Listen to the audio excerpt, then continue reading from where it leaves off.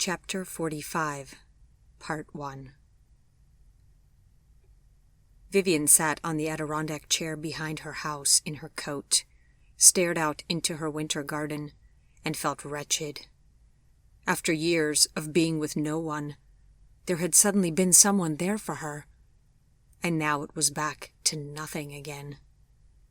Like darkness, it seemed even darker after having one's eyes briefly blinded by a bright light. Not only was it hard going back to loneliness, but she also felt as if she had done something morally wrong. She was racked by guilt that she couldn't make herself love a man as good and as kind as Tim was. It was awful to lose the chance at happiness with him, and it was also awful because Vivian suspected that happiness with him had always been out of reach because of some flaw within herself. He would have been contented with her. She was the source of the problem. What selfish evil must I be harboring, she thought, to not be able to be happy with a man as good and as kind as Tim? Then she sighed and shook her head. Why sit around and imagine what might be or might not be wrong with her? There was a much easier explanation, which was that Gregory had just gotten to her first. That was all. She was determined not to mull over what had happened with Tim, but in the beginning, it was hard not to have it constantly springing up in her memory. The sight of her own garden, this living thing that she and Tim had created together, made her chest ache. Tim had done all of this for her. She should tear up every shrub by its roots now, and tear up the brick walkways, she thought angrily, to be free of any lingering reminder of failed obligation. But then calmer reason returned, and she told herself that this had in large part already been paid for, both financially and to Tim personally, in many small acts of thanks and in pleasant moments spent together in friendship. And she had worked hard here, too. This was her garden, after all. And even beneath the thin layer of snow, it still bore the signs everywhere of her own efforts. It was not all something that she now only owed to someone else. She realized she felt about the garden the way she had about Sophie when Chip was leaving, that she had broken her body over Sophie, so now this child was more than half hers. No point in tearing up the bricks and plants. The garden was the beautiful thing that remained. It had been like having each of her fingernails removed by fire tongs to have to explain to Tim who Gregory Morgan was and why he still mattered. Tim had taken it very hard that Vivian had not ever mentioned anything about Gregory, from which he concluded that she must still have feelings for this old beau. And then he did not put up much of a fight when Vivian suggested that they bring their friendship to an end. "I will be sad and will miss you, Vivian," he told her somberly. "I'm sorry that this old love still grips your heart. You are a wonderful lady, and I would have done what I could to make you happy. You know that." "I know," said Vivian, "but I cannot do anything about it. I'm sorry that I did not tell you everything up front, but I was still sorting through my feelings for you, and I wanted to give us a chance. I did not think that you would have stayed around otherwise, and we had such lovely times together. I haven't had much happiness in love in my life, so please forgive me if I saw these sweet moments with you and decided to take them. I know it was probably wrong of me, and especially in hindsight, but you were so good to me and so kind. I will be sad and miss you also." She wiped at the tears coming down her cheeks. It was ironic how much closer she felt to him now that she had told Tim the truth, and it had all been said between them. "You did not do me any injury," he told her. And if there was anything to forgive, I forgive it. I, too, would not have given up our time together. Godspeed, Vivian, and I hope you find what you are looking for. Oh, how cut and dried I probably made it all sound, thought Vivian bitterly. And behind it all, how much hurt and disappointment and true feeling there had been. Gregory could put this into some kind of flowery phrases or some kind of heart-bleeding metaphors, but I cannot, and so it all stays buried inside of me, waiting to be dredged up by some external force. Well, who wants to hear about misery after all? Perhaps it's best to keep it buried. But at night, in the dark, her mind went round in unhappy circles. What if she had made a horrible mistake here? What if she had just sent away her only remaining chance at personal happiness in this life?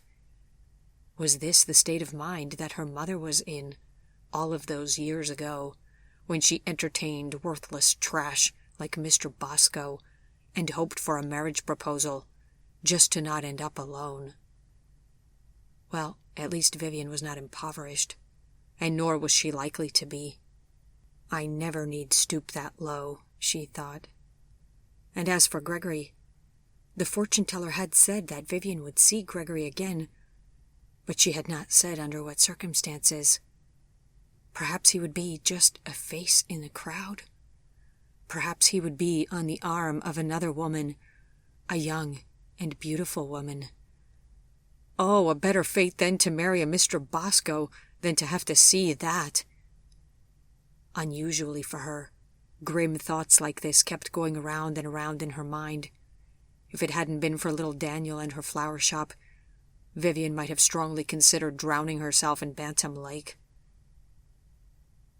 In the end, she got in the car and drove out to Lake Warramong instead, where she parked at the entirely empty State Park parking lot, got out, and sat down on a bench overlooking the lake, letting herself get whipped by the cold winter wind.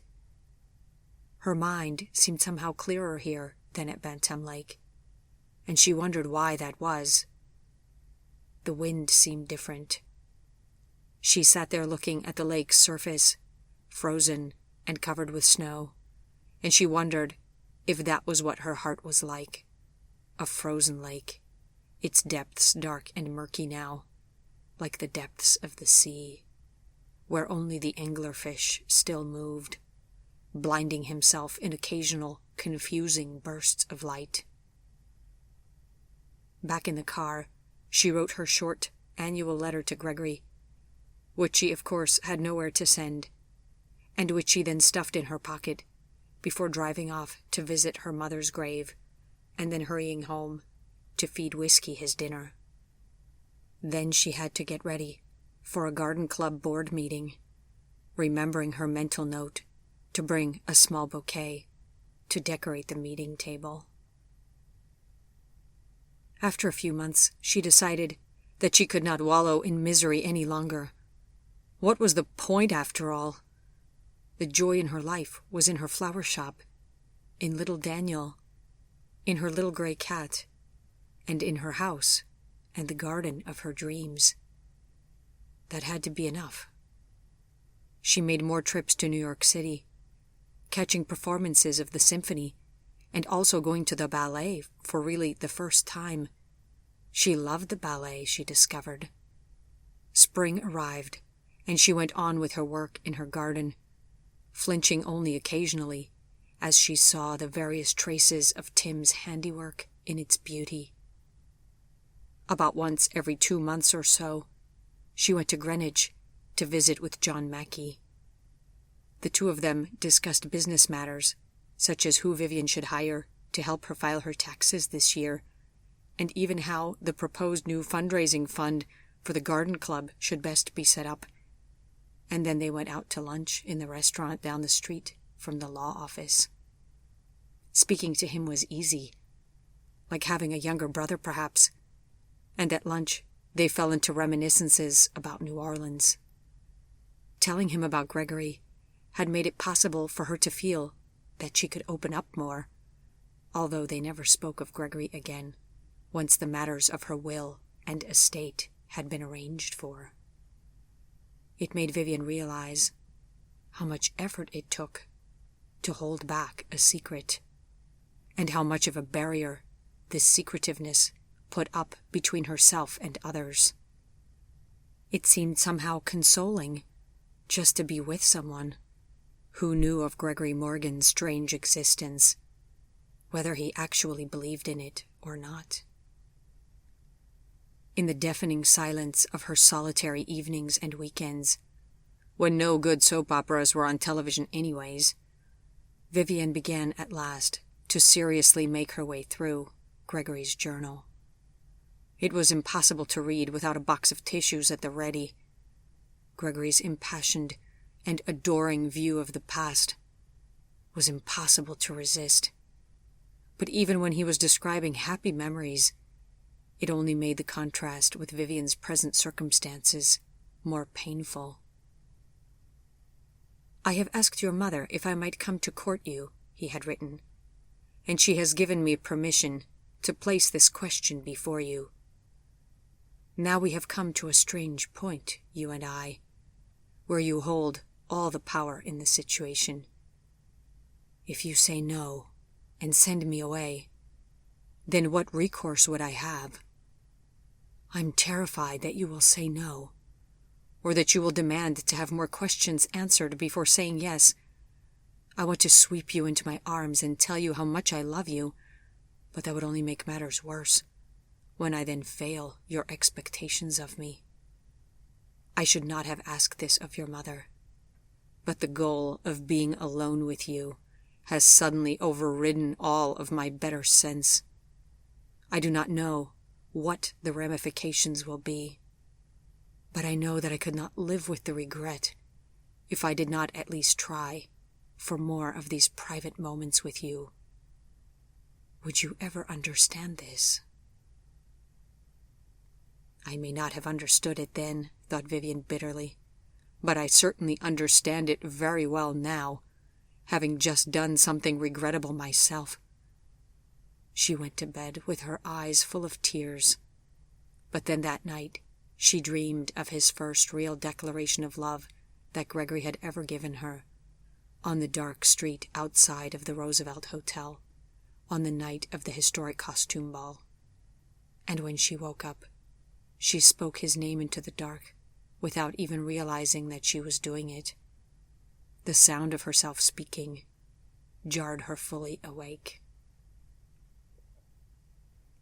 Gregory had written about how they had washed and dried dishes together in her small apartment with little Sophie. "We are standing close together, working side by side on a shared task. Perfect division of assignments between us, our hands working at a matched pace, so that you finish washing a piece of silverware as I finish drying the previous one. This sweet efficiency of work, as well as of emotion. My heart soars happily somewhere above your kitchen sink, and in that moment, I believe us to be in the very center of all of the happiness in the universe, and I cannot picture a greater delight." Vivian stood in her kitchen now and looked at her sink. No, it had not been in this kitchen that they had stood. But what was the difference? She could almost see him as a ghost at her elbow, standing by with a dish towel and ready to dry any plate or fork or spoon that she handed to him. How could something so mundane have brought him such profound happiness, she thought. Tim had washed a lot of dishes in her kitchen, but he had never suggested that they do so together. With Gregory, the deep together came without advance planning or preamble. Yes, those had been happy days, with Sophie and the new apartment, and Vivian's mother still alive. It had only gone downhill from there, thought Vivian. She read about his anger and devastation at having misplaced her address when he left for Europe with Mr. Gerstner, back before the war. And to think that she had doubted him. All of this passion and suffering over her, and she had assumed that he had left her without a backward glance, and so she had thrown herself into Chip's waiting arms. Oh, what a fool she had been. "I know you wanted explanations from me," Gregory had written, "but I cannot give them, and not for lack of willingness, but there are simply no speakable words to say all of the things that I would have to say in order to explain it all. It is crushing me that you will take my silence on these matters for a shortfall of my love and adoration of you.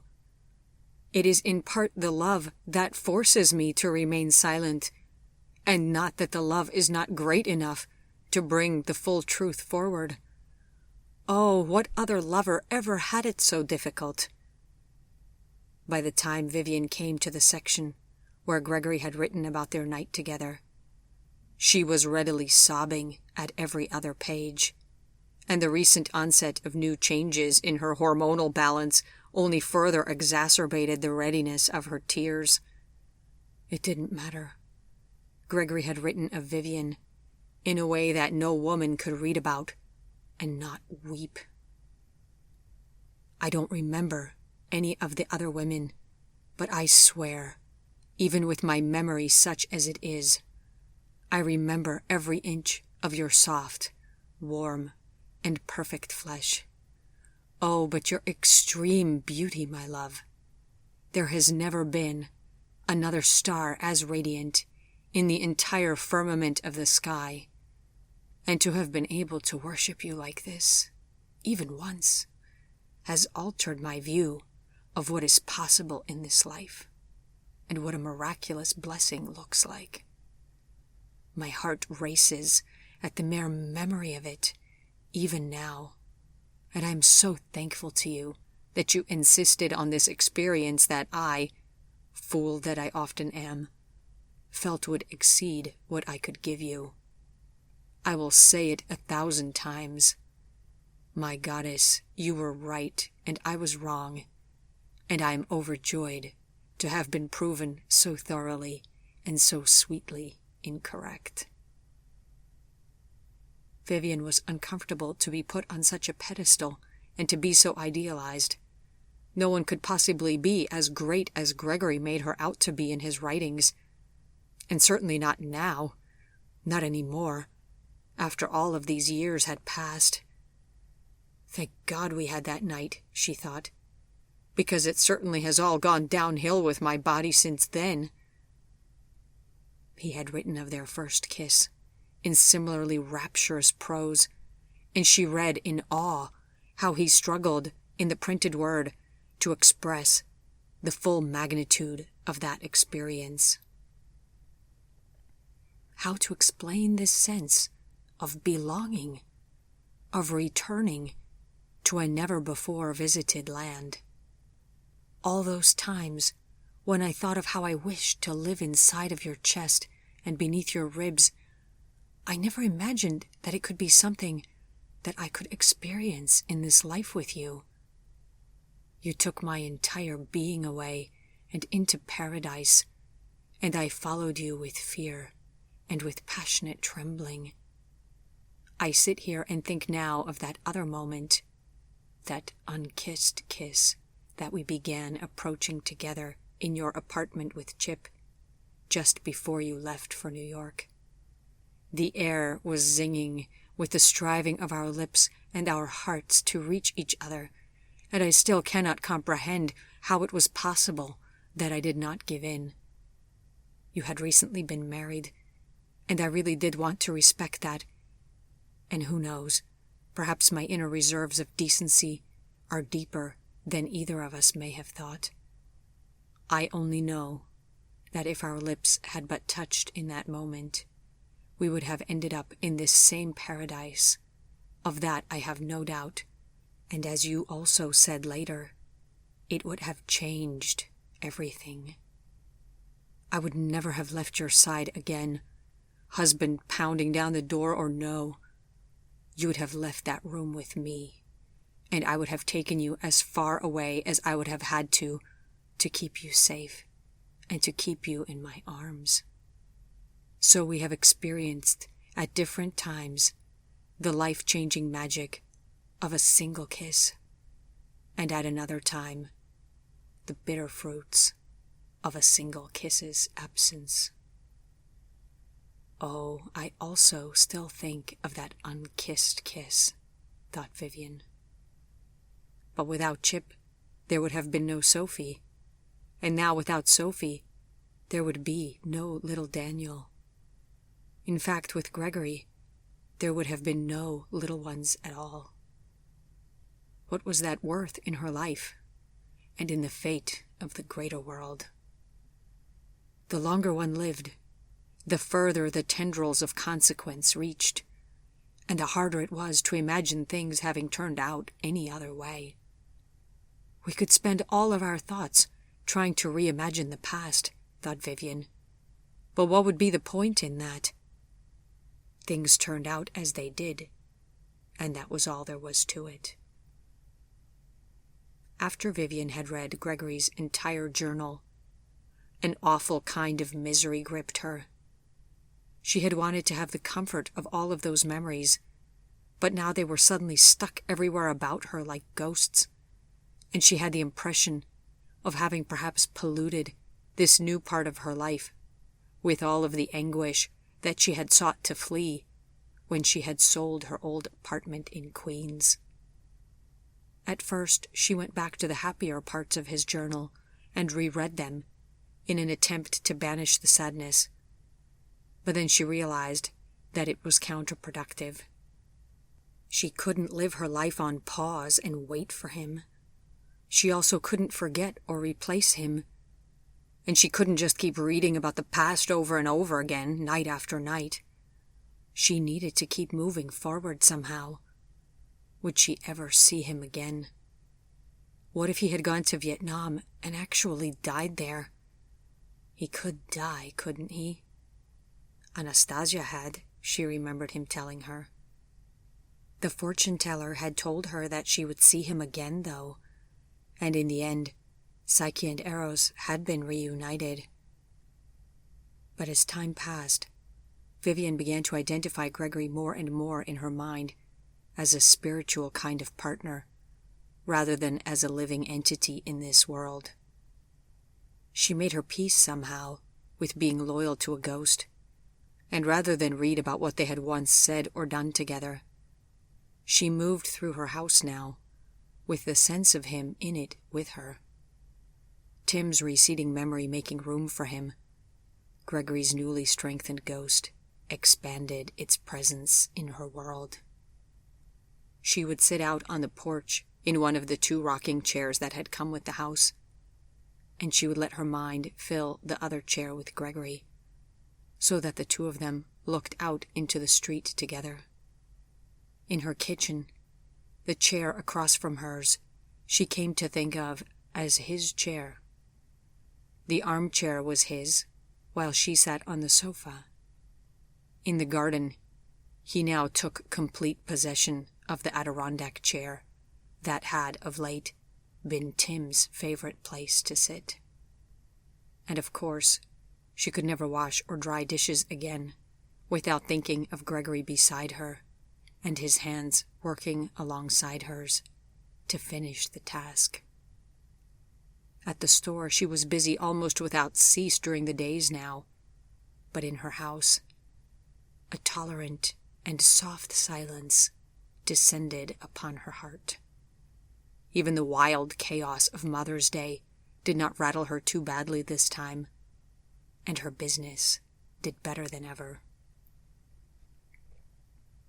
In this new and more internally focused frame of mind, Vivian was driving back from New Milford one day when she saw an antique furniture sale going on the front lawn of a local business. On a whim, and despite the fact that her knee was bothering her again that day, she decided to stop and see what they had for sale. It looked like the contents of numerous old people's houses that had been jumbled together on the grass, including everything from old dressers and a peeling old vanity table that Gloria Swanson might have used back in her heyday, to rows of old lamps and small decorative tables. Vivian decided to buy a tall, thin dresser made of dark, glossy wood, happily realizing that she was driving the florist truck that day rather than her small, white Volkswagen Beetle. She was rubbing at her sore kneecap and was waiting for the seller to finish up a transaction with another customer, when another piece of furniture caught her eye. This was not something that had come out of anyone's old home. This looked like it had come out of the inside of an old church. It was a wooden prie-dieu kneeler, too narrow for two people, unless of course people had been narrower back in the olden days. It had a frayed, badly torn cushion on the knee bench, but the wood itself was in remarkably good shape. Vivian looked at the item skeptically. There could hardly be a less practical item on this entire lawn than this, she thought. What would she ever do with such a thing? She walked over to it, ran her hand along its small, tilted table surface, and a strange feeling came over her. Suddenly she could see this item under the window in her bedroom. Could she see the garden from there from a kneeling height, she wondered. The younger man selling the items approached her and asked if she was ready to buy anything. She pointed at the thin dresser and then asked how much it would be for the both pieces if she also bought the prie-dieu. I will let life send me a sign, she thought, and then I can see if I am really meant to buy this item. The seller looked at the one item, and then the other, and named his price. Vivian, successful small businesswoman in her own right, smiled and said she thought that seemed a bit high to her. The man hesitated, and then said that, all right, she could have the prie-dieu for free. As it was, he could not believe that anyone would be willing to buy that old thing. And what did she need it for? Was she founding a church? Perhaps, thought Vivian with a smile. A tiny, private church, consisting of just one parishioner. She drove her items straight to the upholstery repairer in Litchfield, where they helped to unload her prie-dieu, to have its cushion fixed, and then the upholsterer wrangled two local boys into helping Vivian unload her small dresser and take it up into her home, where she had them put it into one of the spare bedrooms. It was only a few weeks later, and she had her prie-dieu back, now soft and beautifully reupholstered, and she watched with delight as it was carried up into her bedroom and placed at the bottom of her window. Sure enough, she could kneel there and see outside into the garden. Who would not have holy thoughts just looking at this beautiful view, she thought. Her knee actually seemed to hurt less like this also, as an added benefit. And then, from that day on, she started her days at the prie-dieu, praying for Sophie and for her family, praying for the spirit of her mother, praying for the two children that she had lost before they could be born, praying for Tim, praying for Gregory wherever he might be, and whatever he might be doing by now, praying for the success of her florist shop, and praying for rain for her garden. Sometimes she silently read a small passage from the Bible first, and at other times she recited a part of the rosary as her mother had taught her to do. If she had anything she was unsure of, or any decision that she had to face to which she did not know the answer, she would consult with her mother. What would her mother have done in this situation, or how would she advise her now? She also fell into the habit of calling on her personal angel to come and stand behind her, and she thought she could almost feel the light pressure of his hands on the top of her shoulders. It gave a kind of magical blessing to her prayer and reflection time, and she always stood up and went about her day, filled with a greater sense of peace. between Gregory the angel and her mother. Vivian suddenly had two patron saints of everything. As her despair lessened, small things began to come into her life that brought her joy. She bought a small shipment of wind chimes to sell at the store and discovered that she loved them. She went back to the manufacturer and ordered more, in all different sizes, and then ended up buying half a dozen for herself. At home, she hung them from the attic ceiling beams and then carried them outside only when she was in the mood for a concert.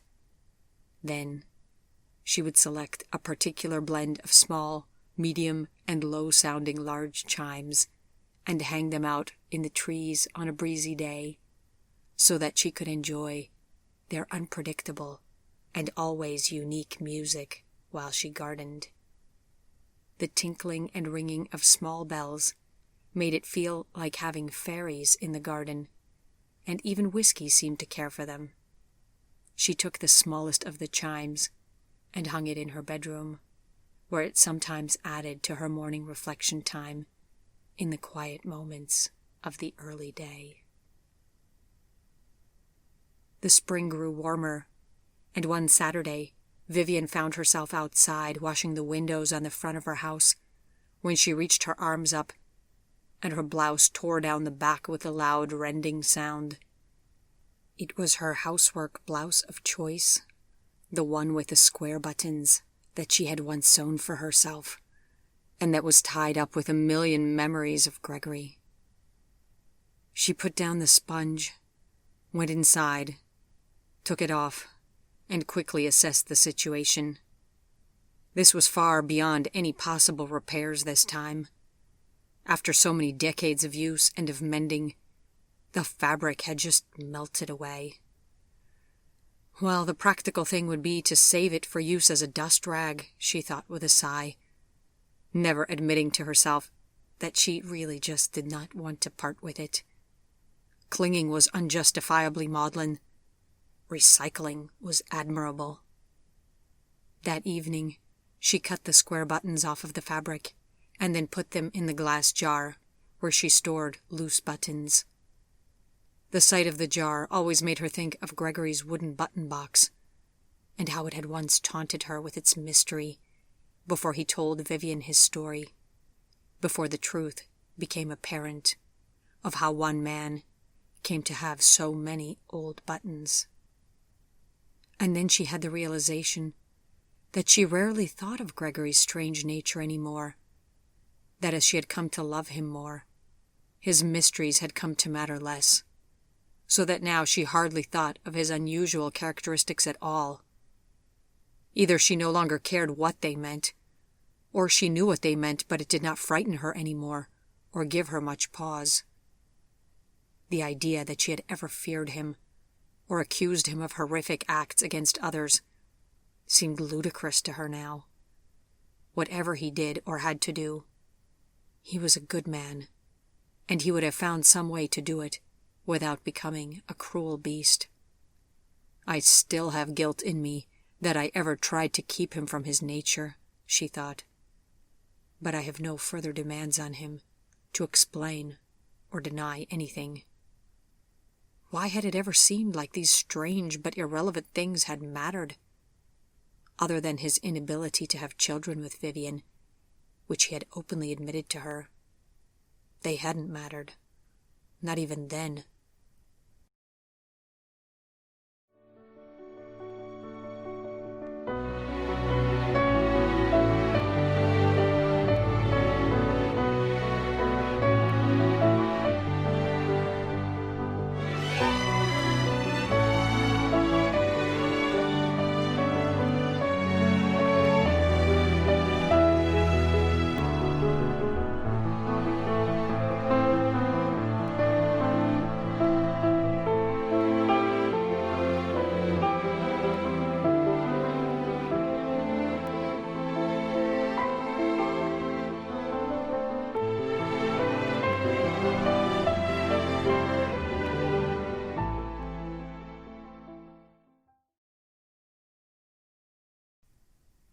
Then one day, a strong storm blew into town and toppled some of the older trees. The rain thundered down on the streets, fields, and hills as Vivian huddled in her house and prayed for the power to stay on. In the sharp wind, a stray branch which had gotten airborne flew and hit Vivian's mailbox. The old W, which was nailed to the side of it, came loose at one of the nail holes, and the letter came to dangle on its side, somewhere between a W and an M. It was a small thing that no one really noticed, one of those clues that life drops every now and then to let people know what is coming, only no one picks up on its subtlety. Vivian had far more pressing concerns after the storm, like the fact that a portion of her new fence had come down at the back of the garden, when a tree on the other side of it had come down onto it, and of course many of the plants and flowers were very much the worse for wear. It was a slow week at the store, as the town busied itself with tree removal and repairs, but at least the weather was back to being beautiful. Vivian was standing in her quiet store and awaiting a call back from the fence repairman when the local high school track runners ran past her store. Some of these handsome, tan, well-muscled, and shirtless young boys looked pretty good to her, she had to admit, and then that admission made her going on 50 flesh crawl. Is this how Gregory had felt back when she had been that age and had shown him most of her bosom once in a low-cut blouse? Oh, the horror. And now to be 3 decades past that moment, a grandmother, and well on her way to having everything sagging like an ancient matron. She turned back in disgust and walked into the small back office. No sooner had she stepped into it than the store telephone rang.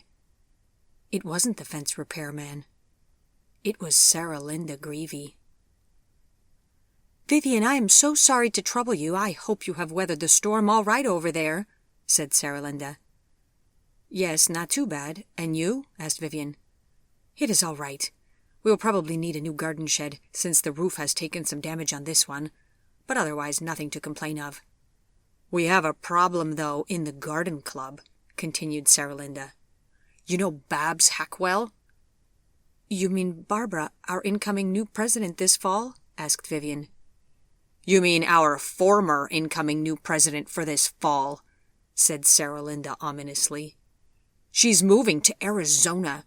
Her husband has taken a job out there." She said it with spite, as if Babs Hackwell had done this all on purpose, just to inconvenience the club. "Arizona? She can't very well lead the garden club from there," said Vivian. "Yes, exactly," said Sarah Linda. "We have been discussing it these last few days, and we think you are the best candidate to step in as president." "What?" Vivian almost dropped the receiver onto the desk. I've never even held an official position on the board. How could you all possibly think I could do this?" "Well, you have been an amazing assistant treasurer, and everyone knows that ancient Mrs. Cromwell wouldn't have even been able to keep the club bank account in order without you, so you have received quite the vote of confidence from the other ladies, and I also threw in my good word for you, and said you were the best candidate that we were likely to find. Us Southern ladies must stick together, you know." Sarah Linda laughed. "Sure, it's funny for you, since you are a few months away from retirement. But what about me? What if I don't want to take this on?" thought Vivian. "With the start of Barbara's year just around the corner, hasn't the placement committee identified the next club vice president yet? Why can't that person step up sooner and take over?" Vivian wanted to know. "That person was to be Emmeline Carruthers, and she just told the board that she is pregnant with her 7th child, so she cannot serve next year. 7th child, can you believe it? This is what happens when we let the younger ladies join." Sarah Linda sighed. Well, can't the board just pick someone else, then, to replace Emmeline?" asked Vivian. They have picked you," said Sarah Linda. Oh, I see. Oh, dear," said Vivian, and she sat down in the chair at her desk, and stared forlornly at the wall in front of her. She was a full-time shop owner. How could she possibly find the time for this huge endeavor? "I see you are going to need some time to think about it," said Sarah Linda gently. "Well, don't rush into a decision. I told the board that they need to give you at least a week to consider it. If you let us know this week, there's still plenty of time to get you trained, and I would just love to work with you on this. It is a 2-year term, it is true, but maybe we could make it just 1, and it really isn't so bad when you are president, because you can call on the rest of the club for assistance, and you delegate an awful lot. It would be good for your store's business also, I think, what with the additional exposure for you and your name in the newspaper." "I'd be in the newspaper?" asked Vivian weakly. "Well, of course you would," Sarah Linda laughed, "with the name of your florist shop just beneath your picture." Wouldn't that be a conflict of interest?" asked Vivian. "No one is embezzling here or anything like that," said Sarah Linda quickly. "It is very much in the interest of the club that there be a president who can efficiently manage club business. We will help you out as we can. Moreover, I am moving on to the board of the Daughters of the American Revolution, and I will do what I can to see if your shop can provide all of the flowers for the DAR events next year." "Oh, that would be lovely, but it seems—" "Like a fantastic idea, right?" Sarah Linda interjected. "I certainly thought so. Oh, Vivian, don't just say no. Think about it, and then get back to me with your decision, all right?" Vivian said that she would think about it, and then she hung up the phone. What should I do? She wondered. Had she in some way caused this to happen? In her mind's eye, she could suddenly see herself standing in the club stairwell as she had done when she had run her finger along the empty nameplates, and wondered if her name would ever appear on one. Miss Vivian Westcott, President. Is this how the world worked, she wondered. You have a momentary, uncontrolled thought once, and then it puts you on the path to where that would come to pass. If so, why couldn't that have worked with her and Gregory then? She sighed. She knew what she had to do to come to a decision on this. Consult with God and with her mother. I'm going to be small-town famous, Mother, she thought wryly. Can you believe it? Prayer was all well and good, and it had its place. But Vivian was no fool to just jump into a 1 to 2 year commitment without also doing some careful research. She met with Sarah Linda at the club office and reviewed exactly what the work requirements would be. It would be no small undertaking, but she had already suspected as much. She had the added advantage, as assistant treasurer, of already having a good handle on the club's finances, and she had been attending board meetings for a whole year now as well, so that meant that she knew the club's building needed a new roof soon, and that membership numbers were flat. She considered the amount of time that it would take for her to be at the club office and to do club work each week, and she realized that that would come at the expense of her profit at the store. But then there was that advertising impact and the additional business to weigh against it. And then Elizabeth's husband got laid off from his job, and Vivian realized that the right thing to do was to elevate Elizabeth to a true assistant manager position, and with a higher pay. The store had thrived since Vivian had taken it over, and Elizabeth had been key to its success. At the same time, Vivian asked if Elizabeth might consider taking on more hours to help cover for the times when Vivian had to be on club business, now that she was taking on the role of garden club president. "You're going to be president of the garden club?" gasped Elizabeth in awe. "I think so," said Vivian. "If you can help me, and if I don't change my mind, that is." "You just have to do it, Vivian. Oh, what a great chance!" Elizabeth encouraged her. "They want a 2-year term," Vivian told her. "This is no small thing." "You would regret it if you said no," Elizabeth said. "Perhaps," said Vivian. But within herself, she now knew that her mind was made up. Nadine's enthusiasm on the phone when Vivian broke the news to her, was the final encouragement she needed to decide to go for it.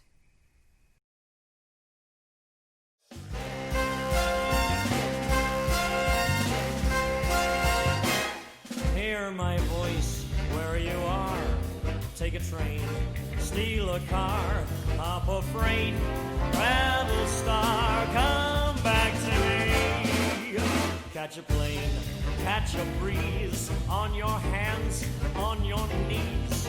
Swim or fly, only please come back to me. On a mule in a jet, with your hair in a net or a towel wringing wet, I don't care. This is where you should be.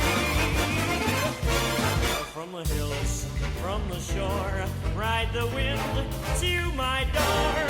Turn highways to dust, break the law if you must. Move the world, only just come back to me.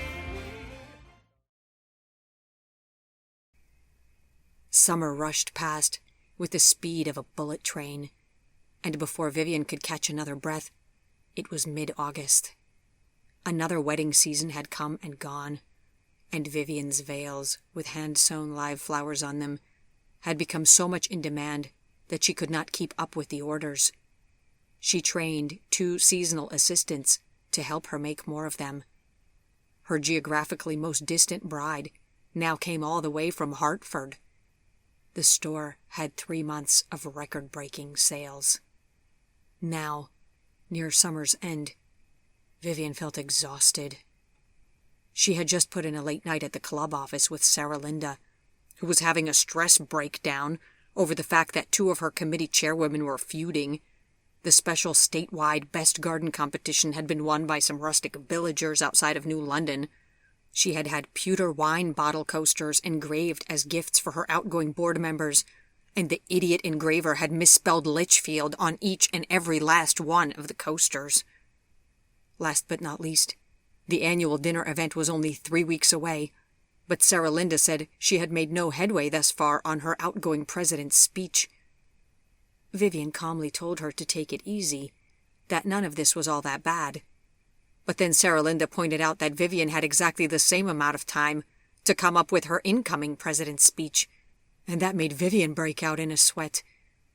They had ended the evening by opening a bottle of red wine that Sarah Linda had hidden in the back of the president's office, presumably for just such life emergencies.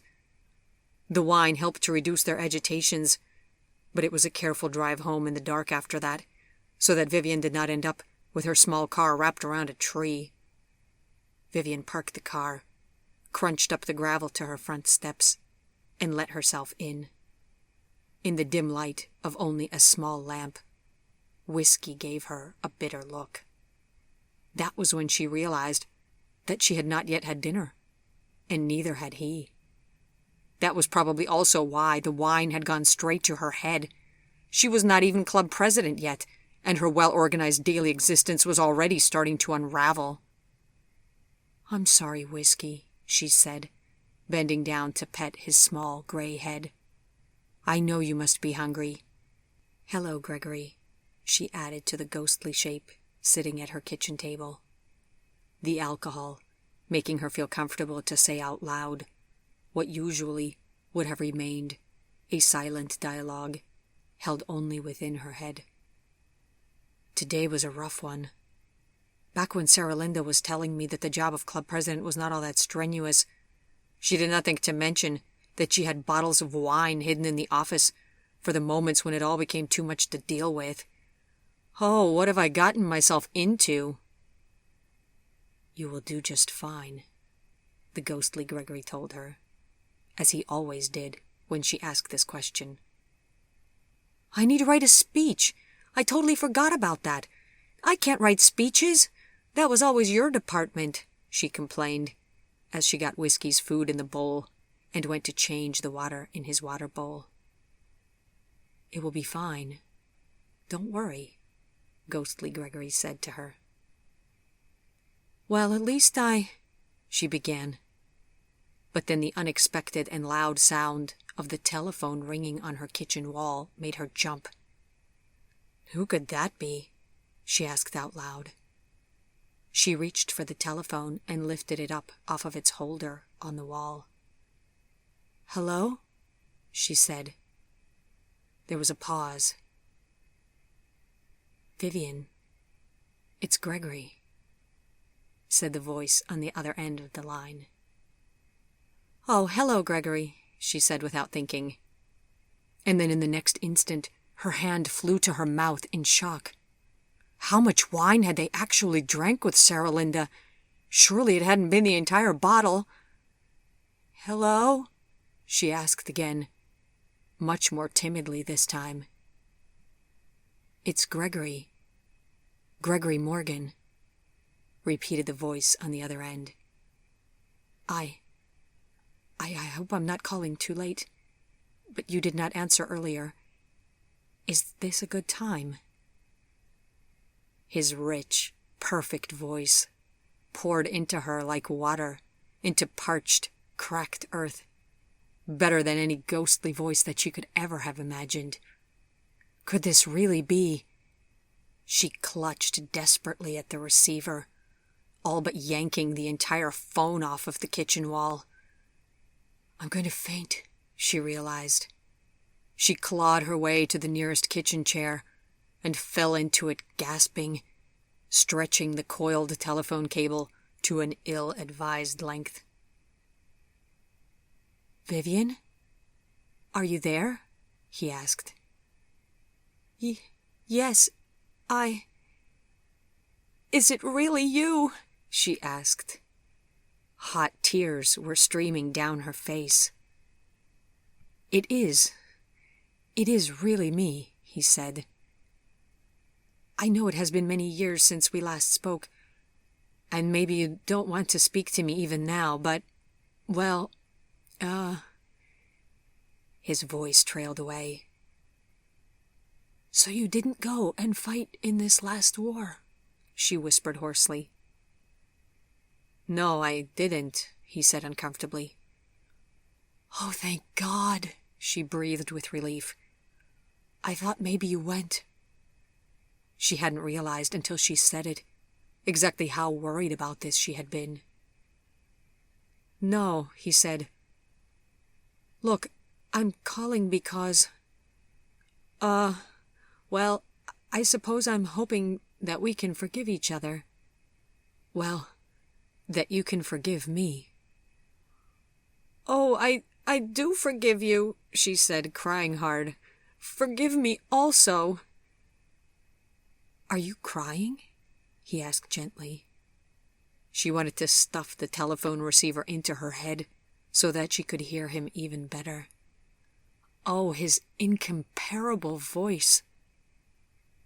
"Don't cry," he told her. "I forgave you almost right away." That special intonation of his words, his unique, old-time Southern accent, which had mellowed further with the passage of time, the rolling baritone of his voice.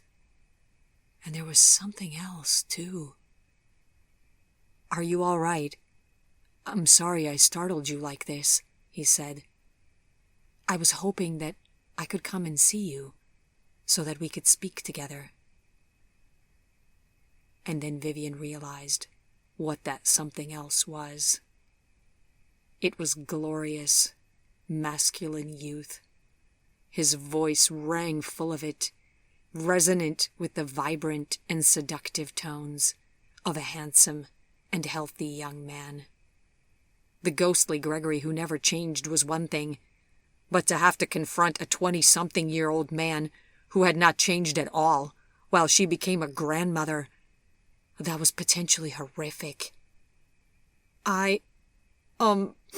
She sniffed loudly, trying to control the tears so that she could speak. "I don't know if seeing each other is a good idea," she finally managed to say. There was silence on the other end of the line for a moment, and then he said, "Not even once, for old time's sake." Vivian's hammering heart tore right down the middle, like her old blouse. On the one hand, she wanted nothing more than to be with him, On the other hand, she wanted to be with him back in 1937, or even 1947, or heck, maybe even 1957, but not now, in 1968. I'm just not sure that is a good idea, she said again. It has been too long. Oh, he sighed, and the intimacy of this small, emotional sound bewitched her. There was silence on the line. Yes, it has been a very long time, he finally said. Never stop talking, she thought. Let me die here just listening to you, hidden, safe, and unseen. How is Sophie doing? And your mother? He asked cautiously.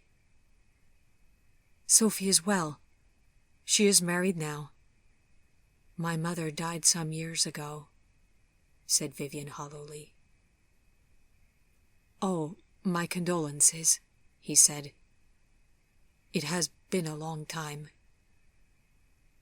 Yes, Vivian replied. Silence fell over them again. I wish you would let me see you, he said after a while. It would mean a lot to me. No, it is not a good idea, she said fearfully. Did she need the handsomest man in the world to see what she had become? He who had always praised her beauty so highly in his journal, what would he now have to write? That he had been completely shocked by the sight of her double chin and crow's feet wrinkles and protruding veins on the backs of her hands? It was too horrible to even consider. Better to let him remember me the way that I was, she thought. Vivian, he sighed, and her heart felt like it was being torn out of her chest in response to the pained way that he spoke her name. I wish I could change your mind or understand why you will not see me. But if you will not let me come visit you, then I will not come. Just let me tell you then that I love you still, that I never stopped loving you, beloved. Oh, she cried, and then she burst into hot tears all over again. I have to go now, she said between sobs. Goodbye. Still shaking, she quickly stood up and replaced the receiver into its cradle on the wall. Then she ran to the living room, threw herself on the sofa, and wept as if her life was ending. His voice, oh, his voice, and he wanted to see her. Young, impossibly handsome, mysterious Gregory Morgan, standing on the doorstep of her world and asking to come in. Oh, who would ever have imagined that such a day would ever even come? He thought he still loved her. Oh, God. Well, that was only because he had no idea what time did to everyone else in this bitter world. She cried for a long time, until eventually sobriety of mind returned, and she realized that there were so many questions she could have asked him but hadn't, like where he now lived, or what his address was, or how Mr. Gerstner was doing, or if he had met someone else, or a number to call him back at in case she changed her mind, or a million other things. I'm an idiot. I'm the world's biggest idiot, she thought angrily. The night was a sleepless night, as she tossed and turned, and wondered what she should have done or said, and if she would ever hear from him again. Probably not. Oh, she was such a fool. By dawn, she decided that she would not rush into anything, and maybe it was best to wait until after the upcoming club annual dinner, after she had written and given her speech. Then she would sit down and write a letter to Gregory, care of Mr. Gerstner's book repair store in White Plains, and see if perhaps she could get to speak to Gregory without actually having to see him. That would be like having her cake and eating it too, wouldn't it? She wanted to hear about how his life had gone, and she wanted to tell him about her life too. He had said that he still loved her. It was deliciously sweet and warm inside of her heart just to think of it, although obviously it couldn't really be true anymore. Well, there was too much to do right now to think about Gregory Morgan, Vivian told herself, so she wouldn't give him another thought until after September 18th. This was a fine kind of decision to come to, but her brain rebelliously pulled his voice to the forefront of her mind every few minutes for the next several days. Gregory Morgan knew where she lived, knew her telephone number, and had actually called and spoken to her after decades of no word from him. Why now? And he had said that he still loved her. It was not an easy 3 weeks. During the days, Vivian sat at the counter in her store and, in between helping various customers, worked with Peggy Smith and another junior club member on the handover of the treasurer's work. Old Mrs. Cromwell was at last moving rapidly into retirement from the club and did not have much time to bring on the new ladies and to teach them the various treasurer duties. Vivian knew how critical the financial function was, and she knew that as president, any irregularities with the bookkeeping would immediately become her problem. So she did the best that she could with the new ladies, given the limited time that she had with them. Evenings found Vivian at her kitchen table, with multiple notepads covered with the scratched-out drafts of her incoming president's speech. I'm an idiot, she thought for the millionth time. Before sending him away, I should have asked Gregory to help me with this. He would have been able to write any kind of a speech for any occasion. When had he ever had to struggle like this and write and rewrite something over and over? Probably never. And then she would put her pencil down, stare into space, and think about Gregory again, and how he had called her, and how his voice had sounded, and every single thing that had been said. And then she would go to bed late, again having made very little progress on her speech. When the dinner was only 10 days away, she panicked and realized that she had to go somewhere to get help, or she would never have a speech to read. She went to the public library and found a book on speech giving.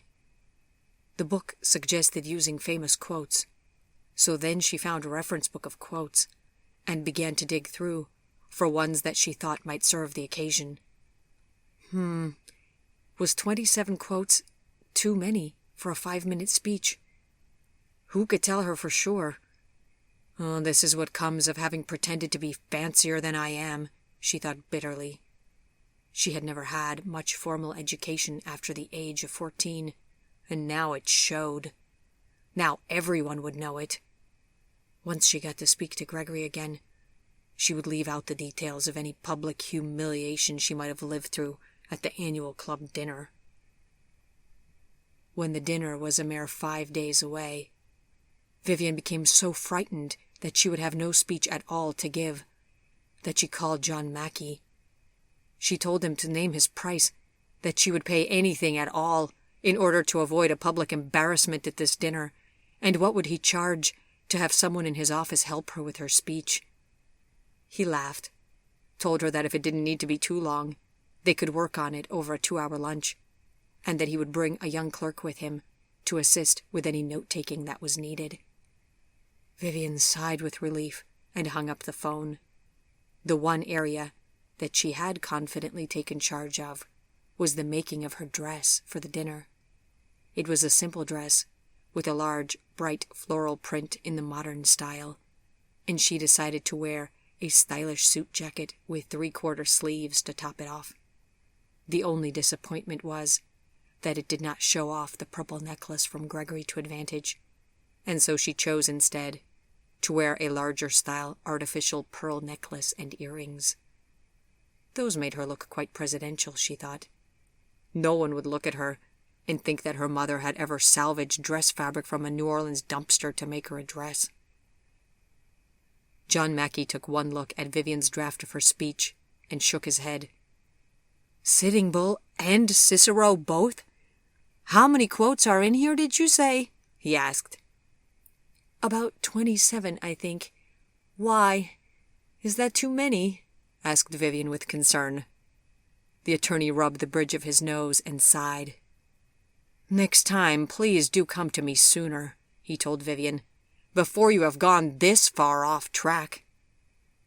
It was a painful 2 hours, but John Mackey came through, and Vivian left Greenwich with an eminently usable brief speech on the merits of gardening in the local Litchfield community.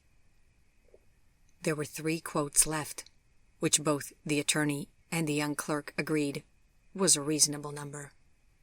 In exchange, Vivian invited both of them and Mrs. Mackey to come to the dinner to hear the masterpiece delivered to a live audience, but the young clerk just blushed, while Mr. Mackey politely declined, but said that he and Mrs. Mackey unfortunately had another engagement. They both wished her well.